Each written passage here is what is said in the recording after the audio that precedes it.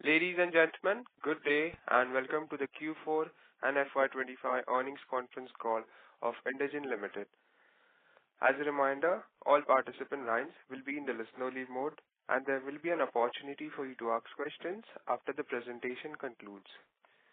Should you need assistance during the conference call, please signal an operator by pressing the star, then 0 on your touchtone phone. I now hand the conference over to Mr. Abhishek Agarwal. Thank you, and over to you, sir. Thank you, moderator. A very good morning to all of you, and thank you for joining us today for Indegene's earnings conference call for the fourth quarter and full year ended financial year 2025. Today we have with us Mr. Manish Gupta, Indegene's Chairman and CEO, and Mr. Suhas Prabhu, CFO, to share the highlights of the business and financials of the quarter. I hope you have gone through our results release and the quarterly investor presentation, which have been uploaded on our website as well as on the stock exchange websites. The transcript of this call will be available in a week's time on the company's website. Please note that today's discussion may be forward-looking in nature and must be viewed in relation to risks pertaining to our business.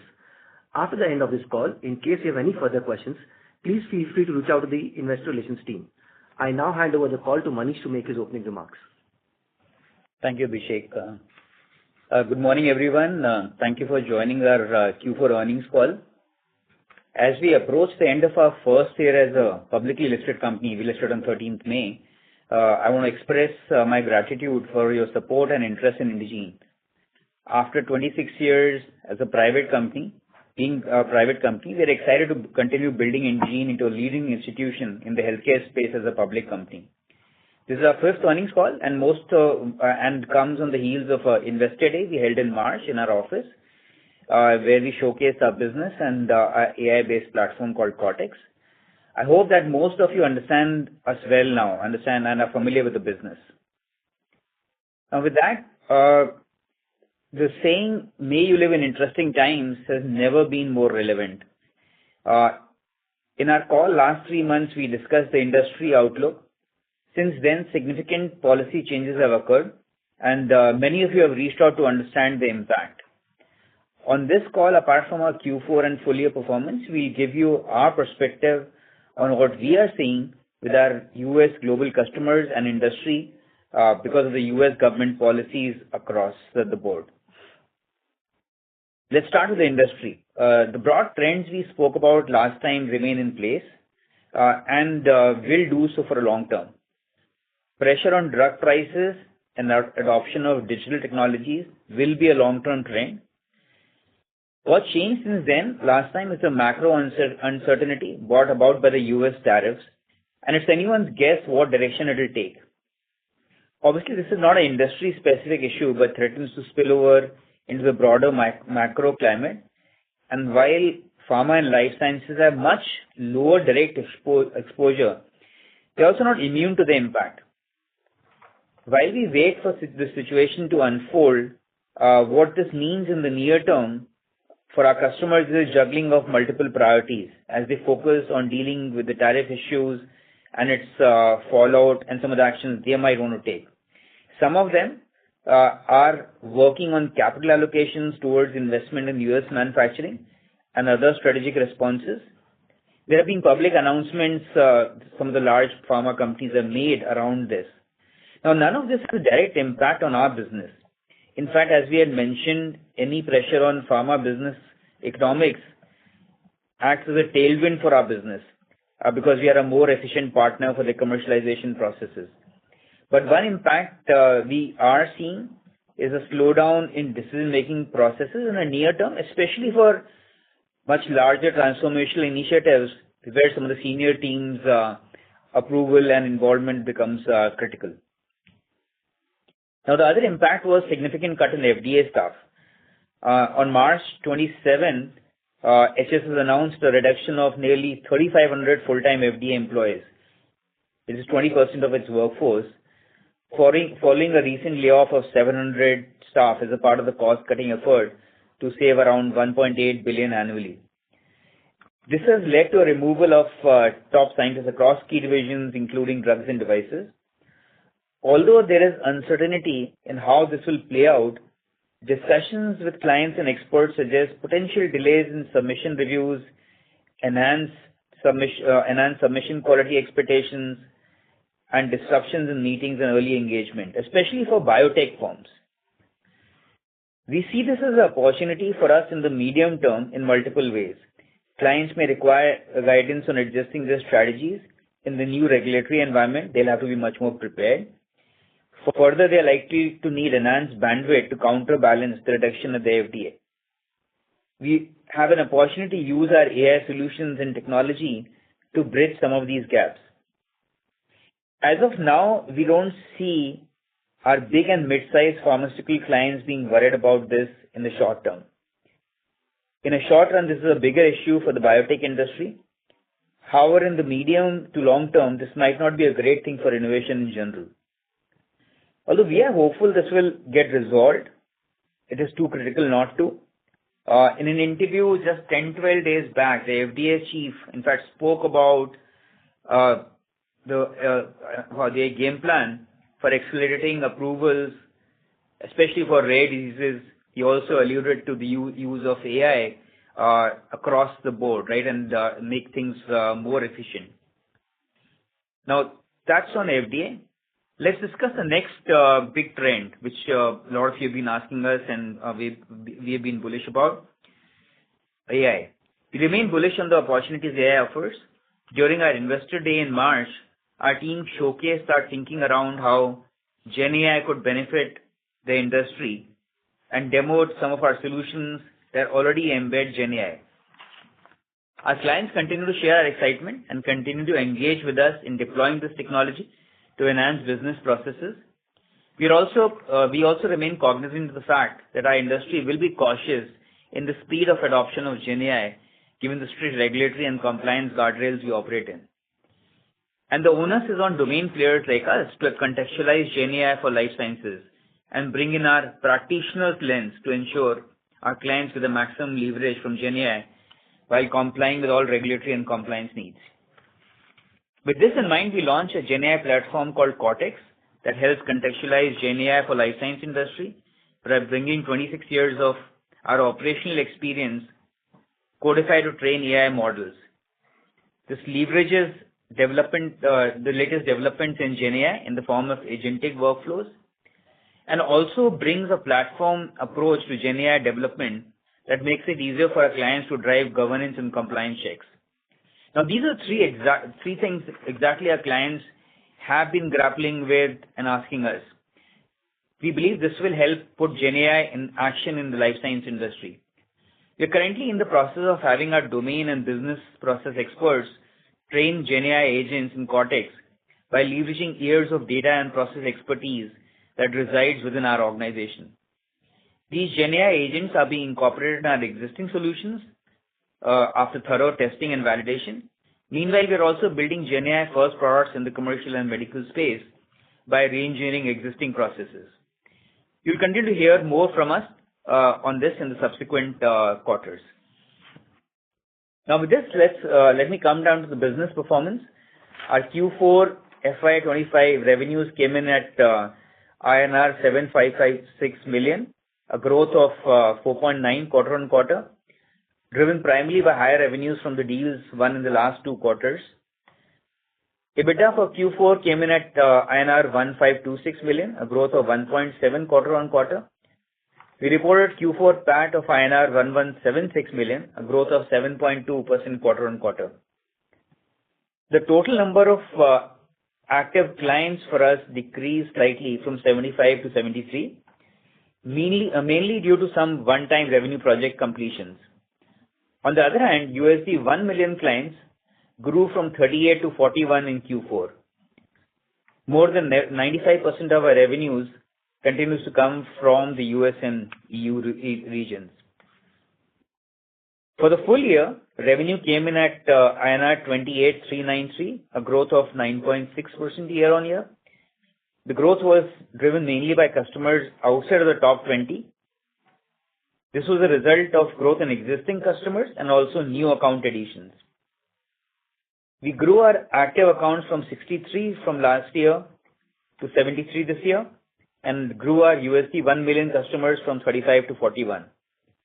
Most of these new customers are mid-sized pharma companies, and we continue to find opportunities to deepen our engagement and relationships with them across the board and sell them more solutions. The top 20 customers grew by 2% year-on-year. We had good traction with many of our key customers, but also had some negative events and impact in some accounts, which we had shared with you through the year. FY25 EBITDA came in at INR 5622 million, a growth of 5% year-on-year. Full year PAT came in at 4067 million, a growth of 20.8% year-on-year. Now with this, if I look at the highlights for FY25, post-Trilogy, we had been able to go to the market. This is an acquisition we made, if you remember, sometime March 24, towards the end of March 24. We've been able to go to the market with this in an integrated way and have been able to have some wins of 2 million plus ACVs for multi-year engagements. Another acquisition we had made in 2022, Cult, has been, I would say, a reasonably successful M&A and collaboration for us. We have managed to combine Indegene's medical technology, analytics, and global operations capabilities, along with Cult's very significant creative capabilities to offer an integrative creators offering at the enterprise level, and have successfully managed to have some customer successes in pilots here. We expect this to translate into increasing revenues in this year and the future. We launched our GenAI platform Cortex, which I just spoke about, and have made great progress in developing AI use cases and bring them into our solutions as well as to our clients. Now going forward in FY26, we are cautiously optimistic. The positives we spoke about last time, while they remain there, are a little tempered by the uncertainty and the whole pattern that we see in the broader macro environment and is emerging. But we remain optimistic of clarity emerging as we go through the year. We had some good wins in Q4. One US $5 million plus ACV deal with a top 10 EU headquartered company. This customer and the deal holds potential for us. And 3 deals of 1.5 to 3 million ACV with mid-tier pharma. These should start contributing to revenues later in the year. We have a pipeline of interesting, potentially large engagements with few of our top 10 accounts as well. At the same time, there have been some headwinds in some accounts. We faced headwinds in 2 of our top 5 customers in 2024 or FY25. We've been speaking about it through the last year.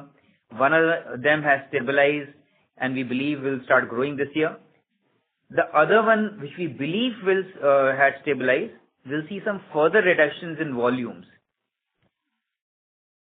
With our largest customer during renewal due in March as part of engagements in our medical business, some reconfiguration of the on-site offshore mix will result in a lower value and realization. Now, this does not impact our margins. The on-site ratio might impact the value or realization a little bit, but no impact on margins, or very low impact on margins. Both these will have approximately 1 million revenue impact each to the rest of 2025, starting towards the end of Q1. Overall, we continue to pursue strategic and transformational engagements with our customer and focus on building our pipeline and focus on converting the pipeline into wins. But given the macro environment, we are circumspect about the speed of decisions and project kickoffs. We continue to generate good cash and maintain a healthy cash position. We ended the year with INR 1,664 crores in cash and cash equivalents, providing ample liquidity for expansion. We will be prioritizing growth agenda hard. We'll continue to pursue tuck-in acquisitions to enhance, deepen, and broaden our capabilities and use our cash for these acquisitions. We also believe that the current emerging macro environment will be conducive for us to be able to find the right deals. The market has been tough over the last few years on the M&A side, but we believe opportunities will start emerging, and that's where we use our cash. At the same time, as a prudent company with a very long track record of profitable growth, we believe it is a good practice and rigor to start issuing some dividends, even as a young publicly listed company. On that note, I'm happy to share that the board has approved a 100% dividend subject to members' consent in the AGM. Now, this will be approximately 48 crores, which is this is 48 crores, which is approximately 12% of our PAT, a tad below 12%, and of our PAT, and a tad below 2.9% of our cash. As I said, we'll continue to use our cash for acquisitions moving forward. With that, I'll pass on this to Suhas. Thank you, Manish. Once again, a very good morning to everyone, and we appreciate your participation on this call today. Let me start off by getting into the details of the financial performance for the quarter.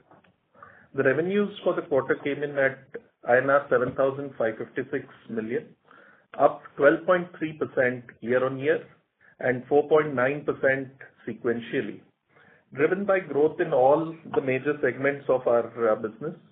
The core enterprise businesses, both commercial and medical together, growing at a healthy rate of 5.1%, and omni-channel activation business at 8.6%.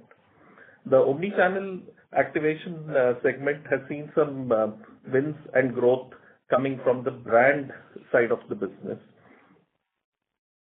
EBITDA margins for the quarter stood at 20.2%, a drop of 60 basis points sequentially. The drop in margins is due to a higher wage bill consisting of seasonal trends in vacation accrual and payroll taxes in the US, and also mid-year increments and off-cycle increments applicable to a subset of employees. The PAT margin for the quarter came in at 15.6%, an increase of 30 basis points sequentially. This is on account of a lower tax rate in Q4 due to favorable deferred tax adjustments in the US. On a full year basis, revenue came in at INR 28,393 million, a growth of 9.6% year-on-year. EBITDA came in at INR 5,622 million, a growth of 5% year-on-year. EBITDA margin on a full year basis reduced by 90 bps to 19.8%, mainly due to a higher on-site employee mix and certain increases in the non-employee expenses related to technology, both having almost an equal impact on the margin rate drop. PAT came in at INR 4,067 million, a growth of 20.8% year-on-year. PAT margin improved by 130 bps to 14.3%, driven by reduction in finance and interest costs and growth also in the interest income. Our geographical split basis location of origin has seen some changes in Q4. North America revenue share has increased to 71.9% versus 69.3% in Q3, and Europe revenue share is at 24.6% versus 27.9% in Q3. The jump in the North America revenue is due to consolidation at a US headquartered customer with the expansion of the enterprise relationship in the enterprise commercial segment, which started in the European region to now a larger multi-geographical coverage, including US, and this happened during the renewal in January of 2025. Our cash position remains strong, and we continue to actively scout for M&A opportunities. We also concluded a small acquisition towards the end of March 25. We acquired MJL Communications Group, a UK-based digital life sciences agency, on a debt-free, cash-free basis for an amount not exceeding GBP 3.4 million, including earnouts. There is no impact on our Q4 performance due to this acquisition, as the effective date is end of March 2025. This acquisition strengthens our creative presence and capabilities in U.K. and is in line with one of the stated M&A opportunity areas for us. With that, let me take a pause and move on to the questions that either Manish or I can answer for all of you. See, we can open the Q&A. Yes, sir. We will now begin the question and answer session. Anyone who wishes to ask a question may press star and 1 on their touchtone telephone. If you wish to withdraw yourself from the question queue, you may press star and 2. Participants are requested to use handset while asking a question. Ladies and gentlemen, we will wait for a moment while the question queue assembles.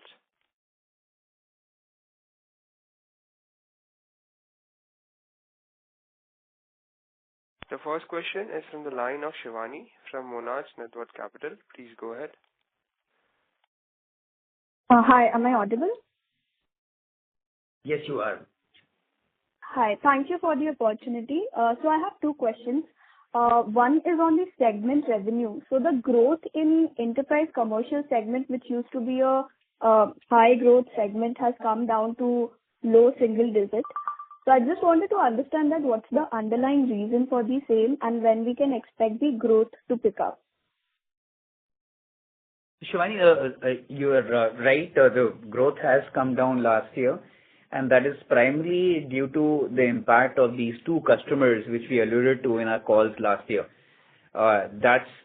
These two customers were large customers for the enterprise commercial segment, and the entire hit, or I would say most of the hit, has been for the enterprise commercial segment, right, on this part. We believe that, as I had mentioned, one of these customers has stabilized and will start growing even for enterprise commercial solutions. The other one might take a little bit more hit. There's some process which the company was doing which they'll not be doing, right? But beyond this now, we believe all the new wins will start adding up to growth in this region. Last year, all the new business coming in was going to plug in the revenue leakage with these two customers. That's going to reverse this year itself. Understood. So can we expect the growth to come back in like double digit? I won't call out the numbers over here, but we expect growth to come back. Okay, sure. And the next is on margin. So I think in the first question, you partly answered that why the ECS segment was hit. But at the same time, we are seeing that the margin in omnichannel segment has has increased to 13.2% this quarter versus 8% last quarter. And also on year-on-year basis, we have seen the improvement in the margin.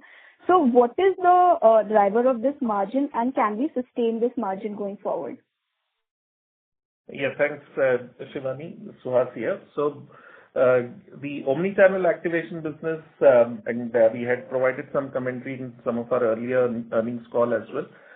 The increase in margin is a factor of, growth in top line. There are certain costs that remain constant, irrespective of the volume and at the current scale.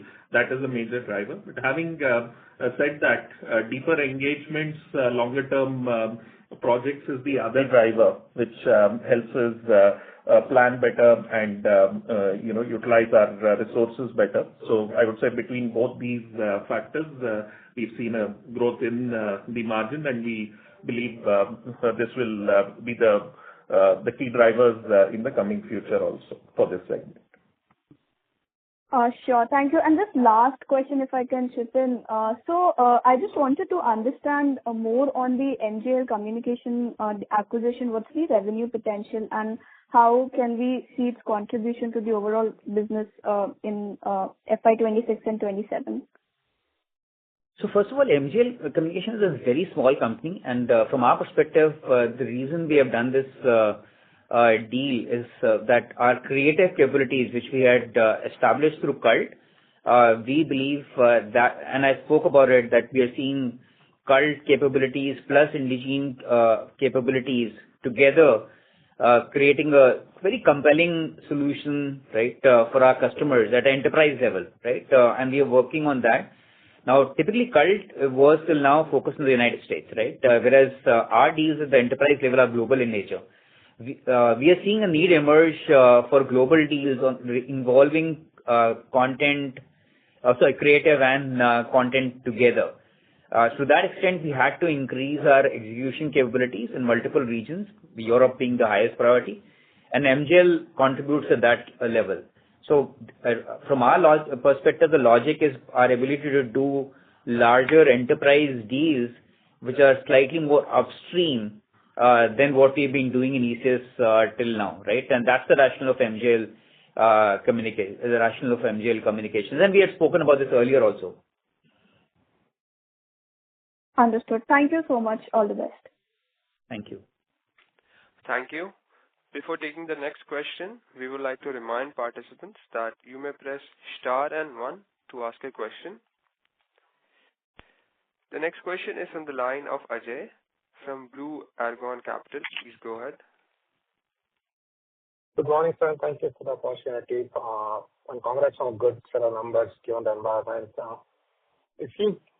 I had two questions. One is regarding your top 10 versus rest of the business. Your top 10 accounts are declining. Can you give us some color on what's the cause and when would that decline stop so that we can see better top-line growth? Sure, Ajay. Actually, the reason again, this is, I alluded to that in my earlier comment, right? Just these two customers have contributed to a significant decline in the total number for us, right? If I just put together, in fact, I had spoken about this earlier, these two customers, what we lost in revenue, right, had impacted our overall growth by somewhere in that region of 6%, right, which is what shows up in the top 10 customers itself. We believe that's more or less behind us. As I said, apart from the fact of the impact we might have in one of these two customers, right, a little bit negative, which might happen. Overall, things will be better. And one of the deals we won, which I spoke about, 5 million ACV, again is a top 10 customer. So, Ash, you want to add on anything to this? Yes.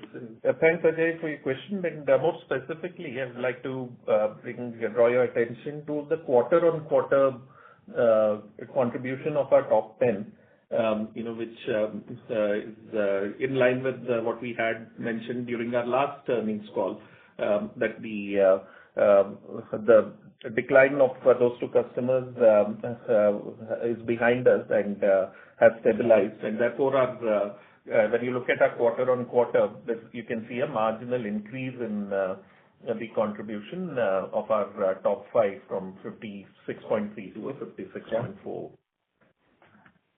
So just on that a bit more, say in the company's recent history, the last 5 or 7 years, how many times have you seen few of your customers decline?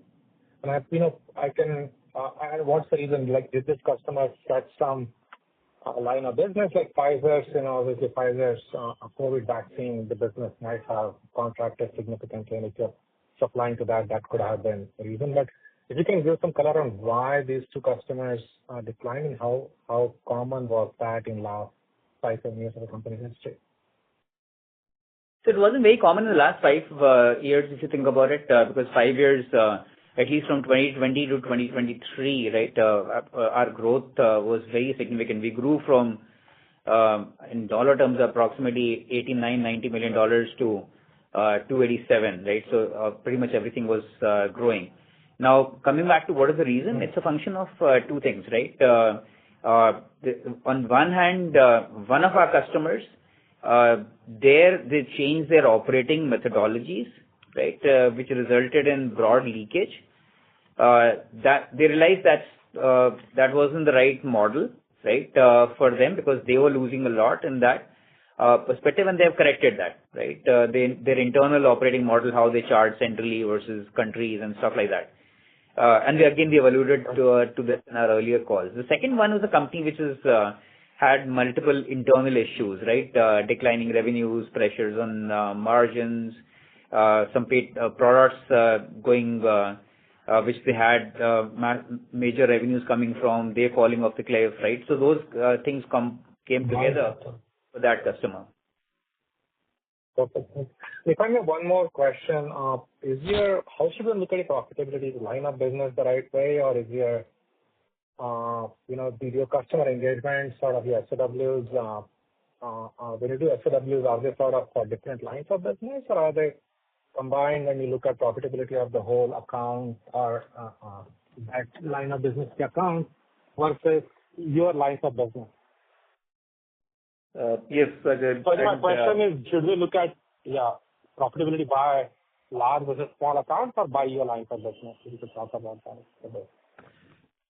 Yeah. So, Ajay, our profitability for both the large segments, enterprise commercial and enterprise medical, are fairly stable. And there we look at profitability at a customer engagement level, right, and not at a project level. So there will be sometimes projects which may have lower margins and higher margins, but we look at it at a combined engagement level, right? And there could also be periods, especially when we get into a new engagement, when the margins may be lower at the start because you may start with a slightly higher on-site mix and over period ramp that up. But largely stable margins. Now coming to the other two segments, again at a gross margin or a unit economics level, these are not priced very different from the other two segments. But having said that, at the current levels of business, right, the certain minimum operating costs, non-billable costs, and certain fixed resource costs would mean that the segment margins look different, but at scale, these would also have a similar margin profile as the rest of our business. Thank you so much. Thanks, sir. Thank you. Participants who wish to ask a question may press star and 1. The next question is from the line of Abhishek Ranawade from Oaklane Capital. Please go ahead. Hello. Yeah, Abhishek, you can hear. Hello. Thank you for taking my question. Actually, I joined this call little late. I have one question about the patent plaintiff pipeline which your clients are having. So, how long the impact of this patent plaintiff will go on, and like what is the first of all, what is the impact of this patent plaintiff and how long it will go on? So, do you mean patent cliff? Patent plaintiff for the clients, the patents which are like the products which are going off patent for your client, which is reducing their revenue and paying capability. Yes, so by the way, we have spoken about this in the past. If you think about it at the industry level, there is over the next 3 years, there are a bunch of patents that are expiring, but there are also a bunch of new launches that are slated to happen, right? So the expectation is the industry will be overall positive and growing reasonably well, right? That's the broad outlook. Now, as far as this, if you're talking about that one customer where we had an issue, right? This customer is a customer which has gone through significant challenges, right? And has a very strong pipeline at the early stage level, but not such a great one at the late stage level, right? And they've also done M&A and stuff like that. So I would say this customer might be in some bit of a doldrums for some more time, right, over here. But that's just one customer. Overall, at the industry level, I think we are okay right now. Okay. And like, do you think there is any pattern that once the patent plaintiff effect goes down, so there are other players who try to launch their products and which creates a good base for your company, that patent plaintiff year creates a good base? No, Abhishek, I think what you understand is our business is focused on innovator products, right? When there is science to differentiate. Once a patent expires, the generic companies come in, and especially in the United States, and I would say most of Europe, that sales which happen to trade, right? Trade channels, and that's not the segment which we operate in. So our involvement will be with patented products. Okay. Thank you. Thank you. Ladies and gentlemen, if you wish to ask a question, you may press star and 1. The next question is from the line of Surbi from Bellwether Capital. Please go ahead. Yeah, hi. My question is on the enterprise medical division. We've seen very strong growth here. Could you throw some light on what are the key factors which have driven this kind of growth? And also, if you can allude to what percentage, or maybe just qualitatively, what portion of the revenue is more like a one-time engagement with the client versus what portion of revenue is coming from a more longer-term engagement with our client? So let me start with the latter question. Most of our business in these two segments, I would say enterprise commercial and enterprise medical, are regular recurring type of engagements, right? There's a very small percentage of business which is one-time type of stuff. Those project by project businesses for us typically sit in the omni-channel activation part of our business. But these two segments are fairly robust, long-term engagements. Some of our capabilities on the medical side, we've been able to craft, I would say, a fairly robust joint solution on the medical writing and medical writing across the board with the Trilogy acquisition, right? And that is one thing which has given a bit of a uptake in revenues. I also spoke about some of the wins we have had with people. Trilogy is known in the marketplace as a very high-end, specialized, very high expertise medical writing submission kind of a company. That added with Indegene's operational capability, right, and scale, processes, technology, has created a compelling solution, right, and we won on the back of it. But most of the revenue is recurring. So, Ash, you want to add on anything to this? Yeah, as Manish mentioned, maybe providing a bit of numbers context. Typically in the enterprise businesses, and this would be consistent across both enterprise commercial and enterprise medical, about 75% of our business would be recurring. About another 11-12% would be what we would call reoccurring, right? It may not be the same kind of business, but coming from the same customer under the same master service agreement year on year. And therefore, it would tend to get into the high 80s% as what you would call as repeatable business, Susie. Okay. And is it fair to assume that a large part of growth is coming beyond top 20 clients in the medical segment? No, in the medical segment, the growth is consistent both in our top 20 as well as if you were to also look at top 20 as globally ranked top 20 as well as beyond. Right. So we're seeing traction on both sides.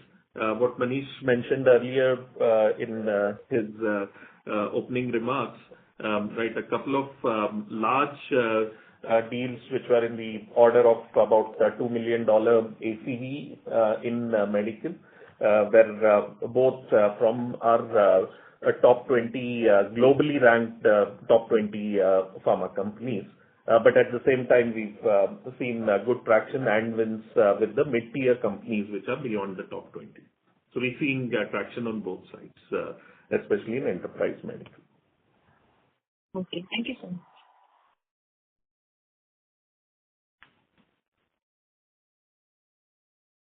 Thank you.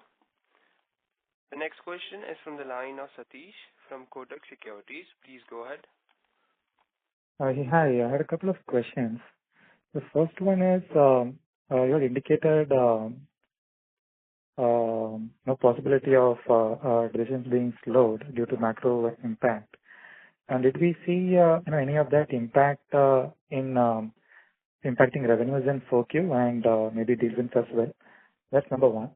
And second is, what's the margin outlook for FY26? I mean, should we expect a margin profile similar to FY25, excluding other income? Sure. So Satish, I can talk about this. There have been some, I would say, reasonable size engagements and very different engagements which we were hoping would have closed, right? They're very active and we're very optimistic about them. But they've taken a bit more time to close, right? So that's one of the reasons why we called this out. And so that's one. I'll pass it on to Suhas for the margin commentary. Yeah, and Satish, more specifically for especially one of these larger deals in the pipeline, we have already started incurring some costs, which has had a very small impact in Q4, right? And may also impact in the near future till the engagement goes live and we start realizing revenue. But having said that, would say that the margin outlook would be fairly stable, even in the coming periods, and we will continue to strive to improve this as as we grow, because we would get more operating leverage, which should add to the margins. But nothing which we see from a customer pricing or impacting our margins materially as we speak today. Hey, thanks, Manish and Suhas. I just had one more follow-up. If I look at the other service line, well, the contribution to revenues is not very significant. There is still a significant impact on margins because of the loss in the business. So, should we expect a similar loss going ahead, or do you expect some of those losses to be recouped by better operating leverage?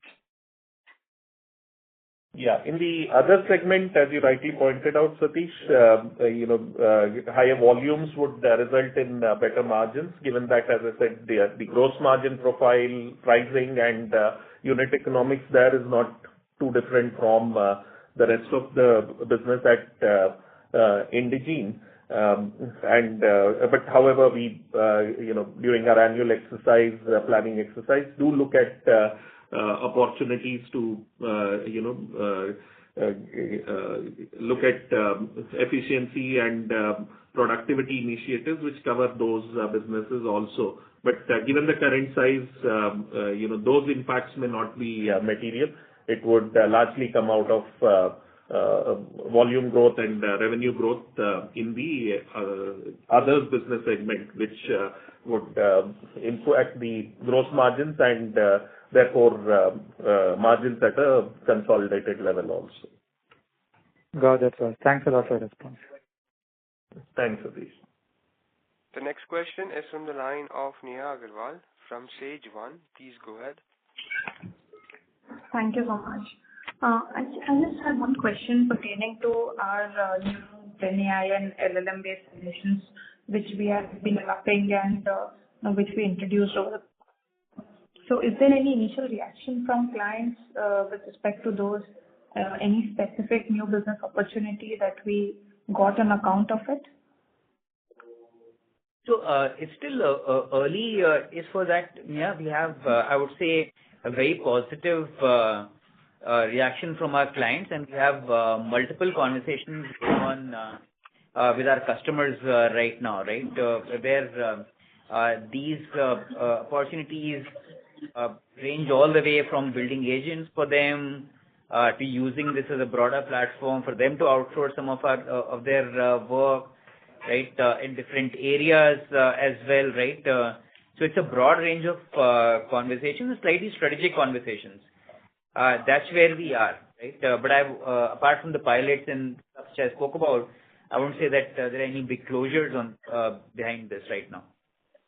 So, can we market them in a way that, will this be largely a part of BAU, or we expect any material recognizable impact from such solutions in future?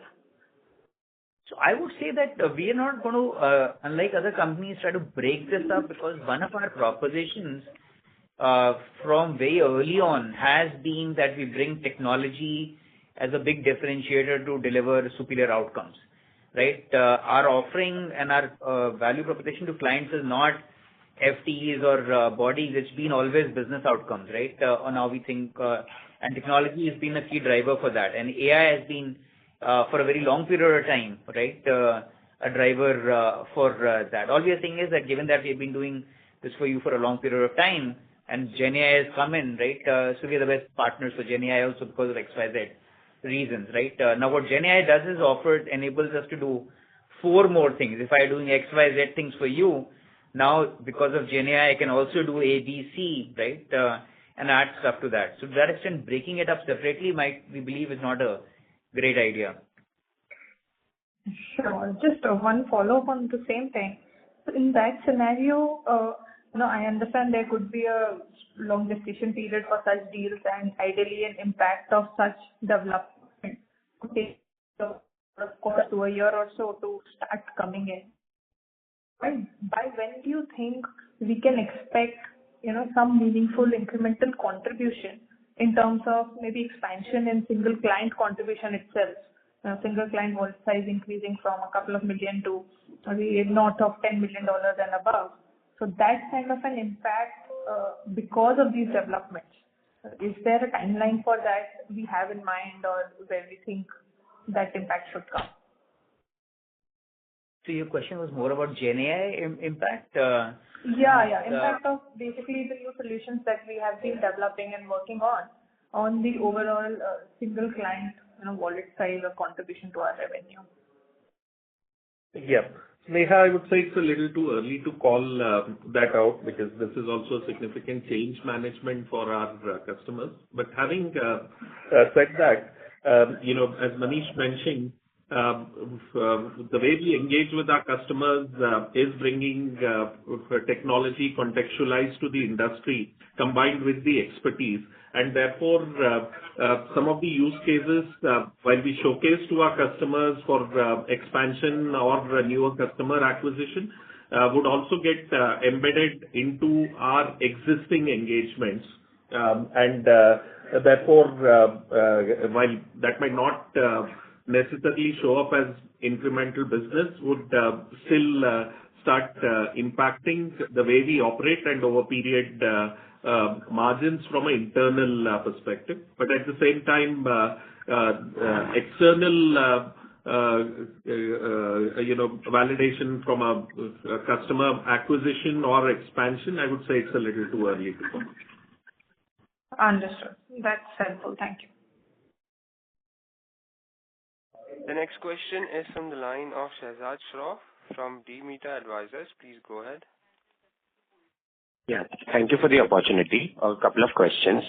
Number one, from a medium to long-term perspective, do you see any risks to our business from GCCs? Do you see companies having more conversations around insourcing some of the services that they outsource to us? That was number one. Number two, possibly we could be in a environment going forward where the dollar is depreciating. So in that case, that would mean lesser realizations for us. So how does that impact us? Or do we adjust our pricing, or there will be some impact on our margins? Yeah, that's it. Yeah. So maybe I'll take the latter one first, Shahzad. You're right, depreciating dollar would impact our realizations, given that almost 80% of our realizations are in US dollar terms. But having said that, we maintain a healthy hedged position through plain vanilla forwards and range forwards. So, typically in the range of 75 to 80% on a 12-month forward, the net realizations are hedged. So we don't anticipate a near-term impact on the due to dollar depreciation itself. And I'll pass it on to Manish for the first question on GCC. Yes, so as far as GCC is concerned, again, we have spoken about this in the past. What we see is that GCCs are typically being used for slightly more homogeneous capabilities by our clients, where there is a certain type of a skill set in large numbers, right? That's where we see our clients drive more insourcing in GCCs, right? Tech, some particular, sometimes analytics. Those are areas which we see given the same type of profiles. But if you think about our engagements, right, especially on enterprise commercial and all of them in omni-channel activation, is around multiple skill sets coming together across multiple geographies. Those are just not conducive to a pure play out offshoring or GCC type of a construct. And hence we see our clients, even who are setting up GCCs and scaling them up, do both. For example, this 5 million ACV deal I spoke about, which we won, right, has that potential to scale. That deal is with a client which has a GCC and is serious about their GCC strategy, right? Our largest customer, on one hand, pursues bunch of things in the GCC, but continues to engage with us with slightly more complex global multi-capability engagements, right? So we would see this playing out in a similar way, we believe. Got it. Thank you. Thank you. The next question is from the line of Prakash Kapadia from Spark PMS. Please go ahead. A couple of questions from my end. Given the environment, Manish, which you alluded to in the opening comments in terms of, some of the FDA-related challenges or issues which could slow decision-making in terms of, AI getting adoption being slower or decision-making being slower. So, in this environment, what kind of organic revenue growth could we expect in FY26? And, if you could give some insights into specific geographies, US or Europe, that would be helpful. So all I can say is we are not giving guidance, and we'll stay with that, right? And as I mentioned, that we still remain cautiously optimistic, right? In this even in this environment, and the reason is the following: that while there are a lot of headlines, right, being created, and we also see that at least right now, right, there is not too much effect on our clients' business and hence our business, right? That's one part. Of course, the reason I spoke about the decision making is that if you are a senior management in some of these largest companies, you are spending a bit of a time to figure out what's going out, right, dealing with those uncertainties. And hence some of the larger engagements are getting essentially might have the potential to get pushed out a little bit here or there. Along with that, let's be very clear. The biggest impact which a company like us or for the industry is really not these tariffs and stuff like that, right? It's going to be the drug pricing, which we've alluded to. And we believe that is going to continue to be under pressure over time in a secular way. And that is what is going to lead to pharma companies continue to be more efficient and effective, right? And that's where we step in. If you think about it, even the FDA cuts, right? You as a pharma company, you need to be submitting sometimes with as much data, right? Being more comprehensive, which means that you need to do a better job, right? And cost effectively, which is the AI and solutions which we offer are useful. So we remain, I would say, cautiously optimistic in the short term and optimistic in the medium to long term. And maybe also adding onto that on the geographical part, and if I were to read it more as impact on customers who are headquartered in Europe versus those in US, I would say no significant difference there, because end of the day, for the large or mid-sized pharma segments, which is where we derive most of our revenues from, end of the day, the market, the largest market continues to be US, typically 50%, for some maybe even higher than 50% of revenues, irrespective of where they're headquartered. And therefore, we see similar behavior and patterns, irrespective of whether it's a European customer or American customer. Okay.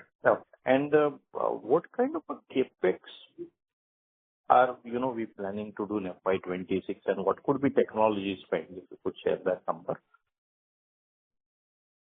Sure. And I would also request you to look at our RHP as well as past financials. We're not a CapEx heavy organization. So from a investment in fixed assets and capital expenditure, I would say we would be in line with what we have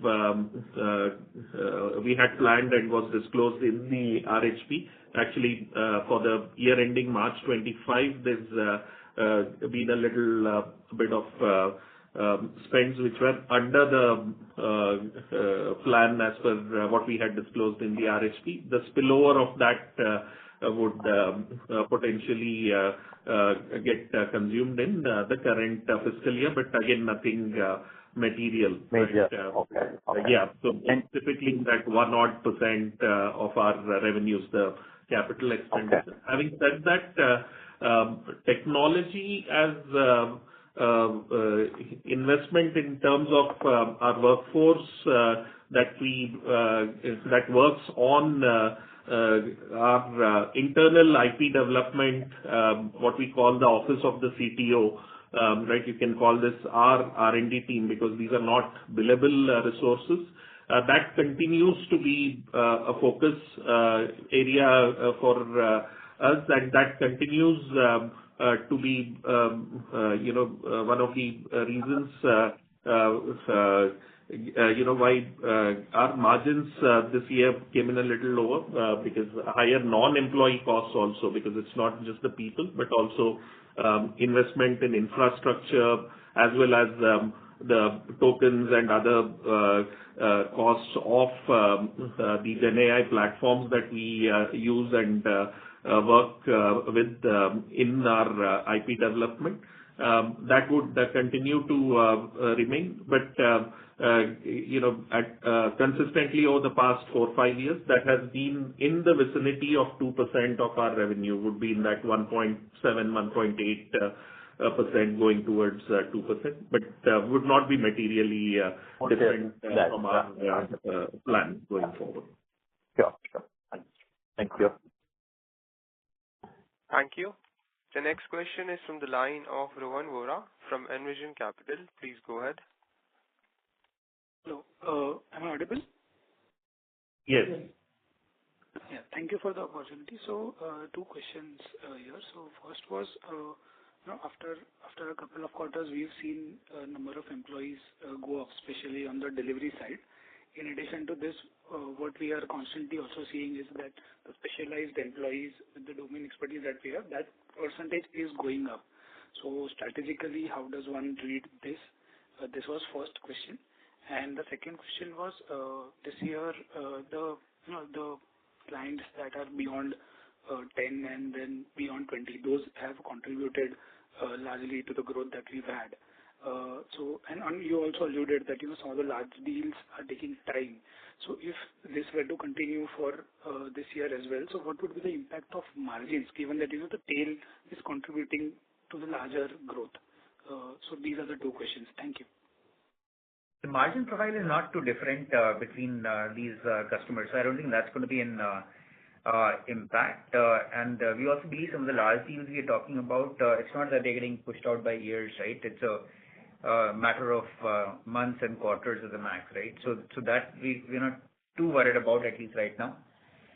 With that, I'll pass it on to you, Suhas, for any employee. Yes. On the employee count, directionally, as we grow, our people count would tend to grow, but there would be an offset because technology does play an impact in our operations on a continual basis, and it would not necessarily be pro rata. The employee addition would not necessarily be pro rata to the incremental revenue on an ongoing basis.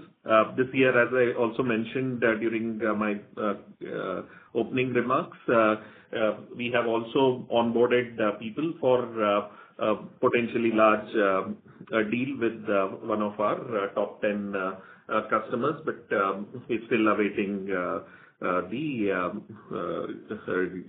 closure of that pipeline. The other query that you had was on the domain specialized people. Domain specialization is required across all segments of our business. But there would be a marginally higher impact if the enterprise medical segment grows at a pace faster than the rest of the business, which has been the case in the fiscal year gone by, FY25. We have seen a marginally higher growth on the domain enterprise-led employee base. But having said that, around that 21 to 24% would continue to be the domain layer, given that it would be slightly varied between the various business segments. Sure. Thank you. Thank you. Ladies and gentlemen, that was the last question for today's conference call. I would now like to hand the conference over to the management for closing comments. Thank you, everyone, for your participation and continued interest at Indegene. We also thank you for your participation in March, when you came in to our offices in Bangalore and participated in the Investor Day. We look forward to your participation in such engagements as well as the next earnings call. Thanks, and have a good day. Thank you. Thank you. On behalf of Indegene Limited, that concludes this conference. Thank you for joining us, and you may now disconnect your lines. Thank you.